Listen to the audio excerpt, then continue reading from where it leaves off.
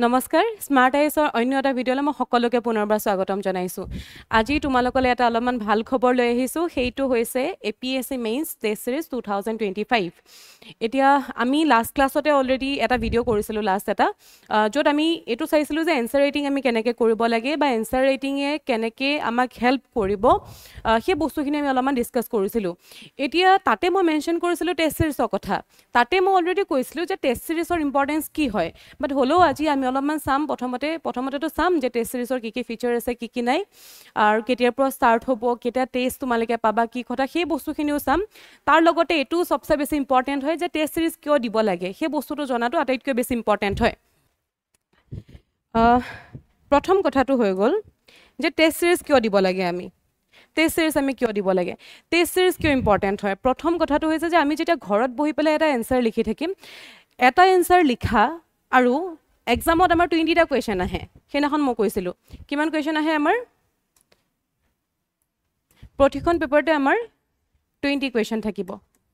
ঠিক আছে ঘৰত বহি পেলাই যেতিয়া আমি এটা এনসাৰ প্ৰেক্টিছ কৰোঁ আৰু মই সেইদিনাখন টাইম মেনেজমেণ্টৰ কথা কৈছিলোঁ এটা এনসাৰ লিখোঁতেনে তুমি যেতিয়া অকল এটা ছিংগল এনসাৰ লিখি আছা তাতে যদি তোমাৰ সময় কম লাগি আছে সেই বস্তুটো ঠিক আছে কিন্তু যেতিয়া আমি এক্সামত গৈ 20টা কুৱেশ্যন লিখিব লগা হয় 10টা কিমান থাকে 10 মাৰ্কছৰ কুৱেশ্যন পাম আৰু 10টা কুৱেশ্যন আমি পাওঁ 15 মাৰ্কছৰ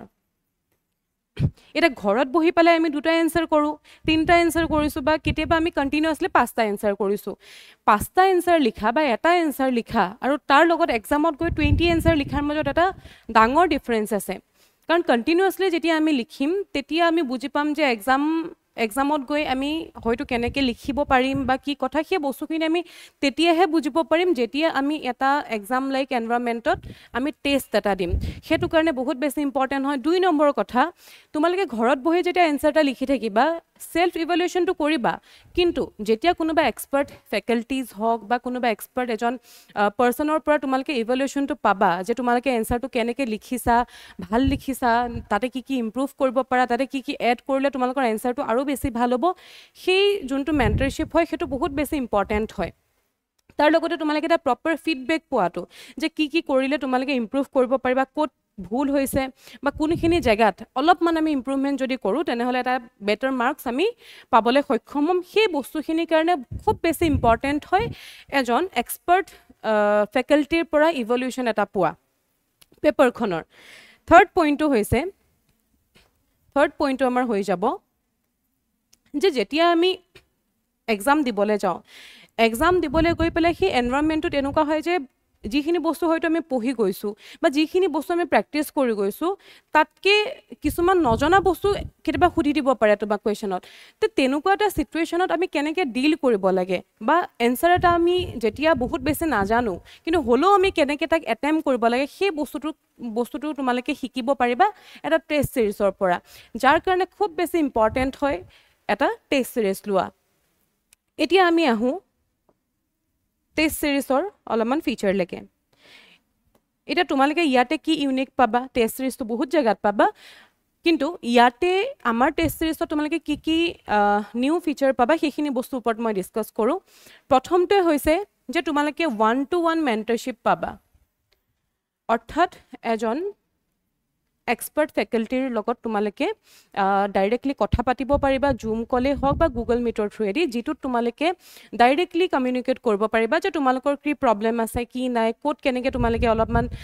ঠিক কৰিব পাৰা সেই বস্তুখিনি তোমালোকে ডাইৰেক্টলি 1-to-1 মেণ্টৰশ্বিপৰ থ্ৰুৱেদি ছল্ভ কৰিব পাৰিবা এতিয়া চোৱা যোনসকল গুৱাহাটীত আছা তোমালোকেতো অফলাইন দিবা কিন্তু যোনসকল গুৱাহাটীত নাই তোমালোকৰ প্ৰব্লেমটো আমি ভালদৰে বুজি পাওঁ যে এটা টেষ্ট দিবৰ কাৰণে তোমালোক গুৱাহাটীত আহি থকাটো বা এটা টেষ্ট দিবৰ কাৰণে গুৱাহাটীলৈ অহাটো তোমালোকৰ অসুবিধা হ'ব সেইকাৰণে তোমালোকৰ কাৰণে অনলাইন টেষ্টটো আছে যিটো তোমালোকে ঘৰতে বহি লিখি পেলাই মেইলৰ থ্ৰুৱেদি আমাক পঠাব পাৰিবা এনেকুৱা নাভাবিবা যে মেইলৰ থ্ৰুৱেদি পঠাই দিম আৰু এনচাৰটো আমাৰ চেক হ'ব কপিখন ইভেলুৱেট হ'ব আৰু আমাৰ তাতে আহি যাব চোৱা তোমালোকে এটা এনচাৰ লিখিছা তাতে তোমালোকক 5 মাৰ্কছ দিলে 6 মাৰ্ক দিলে টোটেল মাৰ্কছ এটা দি পেলাই তোমাক কপিখন পঠাই দিলে সেইটোৱে তোমালোকক ইমান বেছি হেল্প নকৰিব কিন্তু তোমালোকক যদি এই ভুলটো দেখাই দিয়া যায় যে তোমালোকে ইমান মাৰ্কছ কিয় পালা ক'ত ভুল হ'ল আৰু ক'ত তুমি বেটাৰ কৰিব পাৰিলাহেঁতেন সেই বস্তুখিনি যেতিয়া আমি পাম তেতিয়াহে আমাৰ আচলতে টেষ্ট সিৰিজ দিয়াৰ এটা অৰ্থ থাকিব আৰু তোমালোকক তেতিয়াহে টেষ্ট সিৰিজে হেল্প কৰিব যেটো তোমালোকে অনলাইন ষ্টুডেণ্টখিনিও ভালদৰে পাবা তোমালোকে 1-to-1 মেন্টৰশ্বিপ পাবা আৰু লগতে তোমালোকৰ যোনখিনি কপি হ'ব যোনখিনি কপি অনলাইন আহিব সেই কপিখিনিৰ লাইভ ইভ্যালুয়েশন হ'ব অৰ্থাৎ সেই কপিখিনি ইভ্যালুয়েট তোমালোকৰ চকুৰ আগতে কৰা হ'ব আৰু ক'ত কি ভুল হৈছে সেই বস্তুখিনি তোমালোকক দেখাই দিয়া হ'ব সেইটো অনলাইন যিকোনো এটা প্লেটফৰ্মত কৰা হ'ব তাৰ আপডেটখিনি তোমালোকে পাই থাকিবা সেকেন্ড কথাটো হৈছে যে ডিটেইল ইভ্যালুয়েশন তোমালোকৰ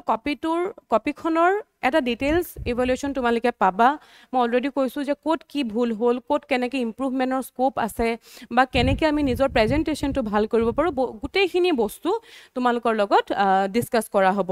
তাৰ লগতে খুব বেছি ইম্পৰ্টেন্ট এটা বস্তু হ'ল যে কপিখন এনেকুৱা নহয় যে জুনে টুনে তোমালোকৰ কপিখন ইভ্যালুয়েট কৰিব যোনখিনি আমাৰ ফেকাল্টি আছে সেই ফেকাল্টি সকলেহে কপি কিখন তোমালোকৰ অকল চেক কৰিব সেই কাৰণে অকল 150 students 150 এনৰলমেন্ট হে লোৱা হ'ব লিমিটেড হয় 150 তকে বেছি লোৱা নহব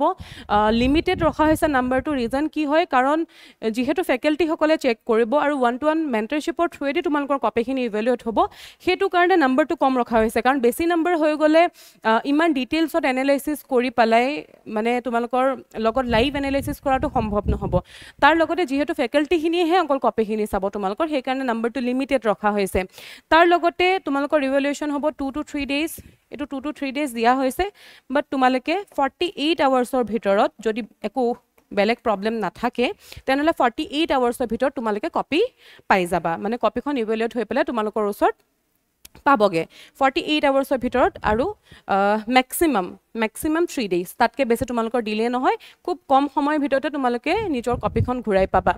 কাৰণ সো আগতে মইও এক্সাম দিছো মই বহুত ভালকে বুজি পাও যে টেষ্ট সিৰিজৰ ইম্পৰ্টেন্স কি হয় মই নিজেও গুটে বহুতখিনি টেষ্ট সিৰিজ মই অ্যাটেম্প কৰিছিলো আৰু সেই টেষ্ট সিৰিজ যেতিয়া অ্যাটেম্প কৰো ন সেই এক্সামৰ কাৰণে যোনটো আমাৰ ফিয়াৰ থাকে মেইনছৰ এক্সামিনেশনৰ কাৰণে এটা ফিয়াৰ আহে পৰীক্ষাৰ আগত প্ৰিলিমছৰ কাৰণেও থাকে ঠিক তেনেকৈ মেইনছৰ আগতো থাকে যেতিয়া আমি এক্সাম দি থাকো তেনেহলে কি হয় আমাৰ মাজত এটা কনফিডেন্স বিল্ড হ'বলৈ আৰম্ভ কৰে যেটোৱে আমাক যিদিনাখন আমাৰ সঁচাকে এক্সাম থাকিব সেইদিনাখন বহুত বেছি হেল্প কৰে কাৰণ অলৰেডি আমি এক্সাম লাইক এনভায়ৰনমেন্টত বহুতখিনি মানে পৰীক্ষা টেষ্ট সিৰিজ আমি দি যাম আৰু যেতিয়া আমি টেষ্ট সিৰিজ ইমানখিনি দি গৈছো তেনেহলে সেই এক্সামৰ প্ৰতি যোনটো ভয় থাকে বা ফিয়াৰ থাকে সেই বস্তুটো ভালেখিনি কমি গুছি যায় এক্সামৰ এনভায়ৰনমেন্টটো ডেফিনেটলি তোমালোকে অলপমান বেলেগ পাবা কিন্তু হলো বহুতখিনি কনফিডেন্স তোমালোকৰ ইয়াতে বুষ্ট হৈ যাব টেষ্ট সিৰিজৰ থ্ৰুৱেদি তোমালোকে টোটাল 12টা সেকশনাল টেষ্ট পাবা অৰ্থাৎ সাবজেক্ট ওয়াইজ বেলেগ বেলেগ তোমালোকৰ টেষ্ট থাকিব তাৰ লগতে 6টা ফুল লেন্থ টেষ্ট পাবা আৰু ইয়াতে অল আসাম ওপেন টেষ্টটো হ'ব অৰ্থাৎ অসমৰ যিকোনো ষ্টুডেন্টে এই টেষ্টটো অ্যাটেম্প কৰিব পাৰিব এতিয়া তোমালোকক আৰু এটা কথা কওঁ যে টেষ্ট সিৰিজ এটা দিলে আৰু কি হেল্প হ'ব পাৰে অলৰেডি বহুতখিনি ক'লো তাৰ লগতে আৰু এটা খুব ইম্পৰ্টেন্ট বস্তু হয় সেইটো হৈছে টাইম মেনেজমেন্ট আমি যেতিয়া ঘৰত বহি পেলাই বা ইনষ্টিটিউটত আহি পেলাই যেতিয়া আমি এটা টেষ্ট অ্যাটেম্প কৰিম হ'ব পাৰে প্ৰথম টেষ্টটো তোমালোকে 20টা কোৱেশ্চন কৰিব পৰা নাই কিন্তু যেতিয়া তোমালোকে সেকেন্ড টেষ্টটো দিবা প্ৰথম টেষ্টটোৰ পৰা অলৰেডি এটা তোমালোকে সেলফ ইভালুয়েশন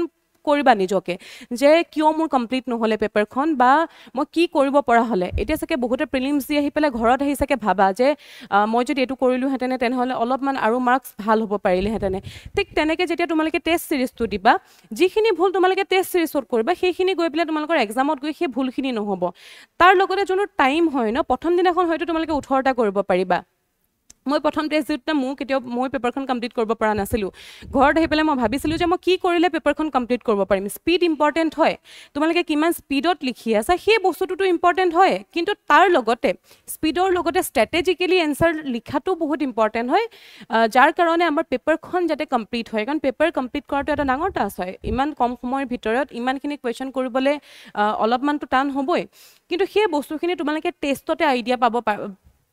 টেষ্টতে তোমালোকে আইডিয়া পাবা যে আমি টাইমটো কেনেকৈ মেনেজ কৰিলে আমাৰ পেপাৰখন আমি কমপ্লিট কৰিব পাৰিম প্ৰথম দিনাখন হয়তো তোমালোকৰ থাকি যাব বাট সেকেন্ড দিনাখন তোমালোকৰ অলপমান হলো ইমপ্ৰুভমেন্ট হ'ব ঠিক তেনেকৈ তোমালোকে যেতিয়া ইমানকেইটা টেষ্ট দি যাবা ইমানকেইটা টেষ্ট দিয়াৰ পিছত অটোমেটিক্যালি তোমাৰ যোনটো টাইম মেনেজমেন্ট হ'ব সেইটো বস্তু তোমালোকৰ